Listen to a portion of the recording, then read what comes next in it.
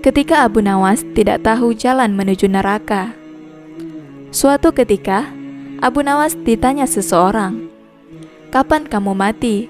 Maaf, barangkali Tuan bisa memberikan penjelasan sedikit terkait dengan pertanyaan Tuan tadi," pinta Abu Nawas yang ternyata juga bisa menampilkan mimik serius. "Begini, kalau kamu mati, saya mau titip surat buat mendiang ayah saya yang telah mati beberapa tahun yang lalu," sambungnya. "Terima kasih sebelumnya atas kepercayaan Tuan," jawab Abu Nawas. "Tapi, maaf sekali, dengan sangat terpaksa, keinginan Tuan tidak bisa kupenuhi." "Kenapa?" tanya Tuan kepada Abu Nawas. Lalu Abu Nawas menjawab, "Sebab aku tidak tahu jalan ke neraka jahanam." Mendadak wajah orang itu merah padam, dan sambil merunduk ia pun segera pergi. Pertanyaan yang nyelekit dari Tuan kepada Abu Nawas dijawab lebih nyelekit oleh Abu Nawas. Itulah pintarnya Abu Nawas dalam kondisi yang seperti itu bisa membalasnya dengan cerdas dan penuh makna.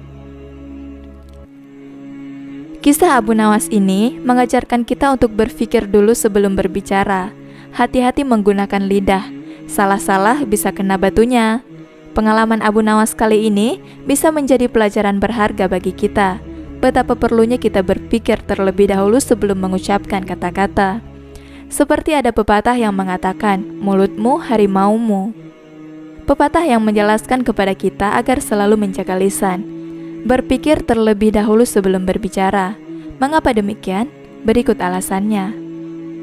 Yang pertama, mengapa kita harus berpikir dulu sebelum berbicara adalah kata yang keluar dari mulut tidak bisa ditarik kembali.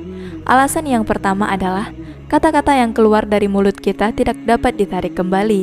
Lidah yang tidak bertulang ini bisa mengucapkan segala bentuk kata. Baik buruk bisa saja diucapkan, tergantung dari si pemberi perintah, otak, dan keinginan kita.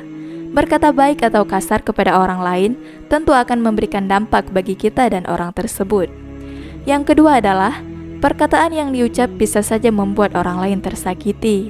Jika kita mengucapkan kata-kata yang kasar, bisa saja perkataan kita akan menyakiti orang tersebut. Sakit hati itu akan berdampak lebih lanjut ke hal-hal yang tidak kita inginkan. Oleh sebab itu, berpikir sebelum berbicara sangatlah penting untuk diterapkan. Yang ketiga adalah, lisan juga dapat membuat pertengkaran.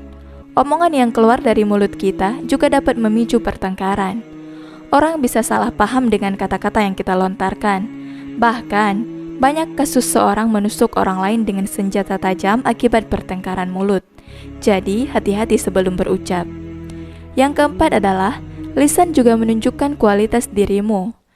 Lisan kita juga menunjukkan kualitas diri kita. Seberapa baiknya kita terlihat dari perkataan yang sering kita ucap.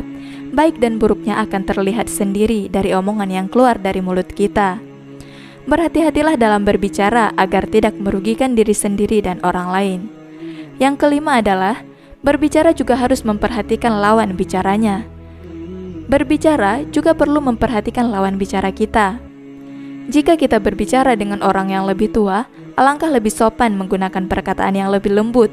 Tidak boleh menganggap semua orang mendapat pola berbicara yang sama. Berbicara kepada adik, kakak, dan orang lain tentu berbeda. Itulah 5 alasan mengapa kita perlu berhati-hati dalam berbicara. Jagalah lisan kita, karena lisan bisa saja lebih tajam daripada sebilah pisau. Demikian video kali ini, terima kasih sudah menonton. Jika kalian menyukai video ini, jangan lupa like, subscribe, dan aktifkan lonceng notifikasinya.